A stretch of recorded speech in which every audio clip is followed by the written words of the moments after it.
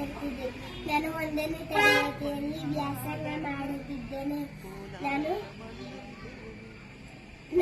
ನಮ್ಮ ಶಾಲೆಯ ಹೆಸರು ವಿನಾಯಕ ಪಬ್ಲಿಕ್ ಸ್ಕೂಲ್. ನಮ್ಮ ತರಗತಿಯ ಶಿಕ್ಷಕರ ಹೆಸರು ಗೌತಮಿನಾಥ್. ನಾನಿವತ್ತು ನಿಮಗೆ ಕರ್ನಾಟಕದ ಒಂದು ಚಿಕ್ಕ ಪರಿಚಯ ಹೇಳಿಕೊಟ್ಟಿದ್ದೇನೆ. ಪ್ಲೀಸ್ ಕನ್ನಡ ಪ್ರತಿಭೆಗೆ ಪ್ರೋತ್ಸಾಹ ಹೇಳ್ತಿರುತ್ತಾನೆ.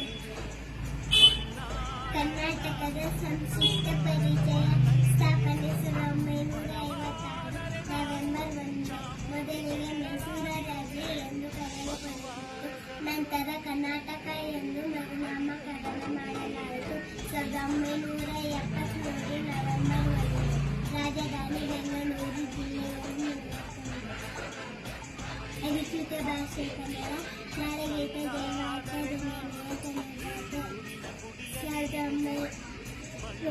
ಒಟ್ಟು ವಿಸ್ತೀರ್ಣ 1,91,791 ಚದರ ಕಿಲೋಮೀಟರ್. ನೃತ್ಯ, ಯಕ್ಷಗಾನ, ಲಾಂಛನ, ರಂಗನೇರನ್ನು, ಪ್ರಾಣಿ, ಯಕ್ಷಗಾನ, ಸರ್ಪ, ಕಾಳಿಂಗ ಸರ್ಪ, ಕಮಲ, ಮಹೇಶ್ವರಮ್ಮ. ಕರ್ನಾಟಕದ ಏಕೀಕರಣದ ಮೊದಲ ಮುಖ್ಯಮಂತ್ರಿ ಎಸ್. ನಿಜಲಿಂಗಪ್ಪ.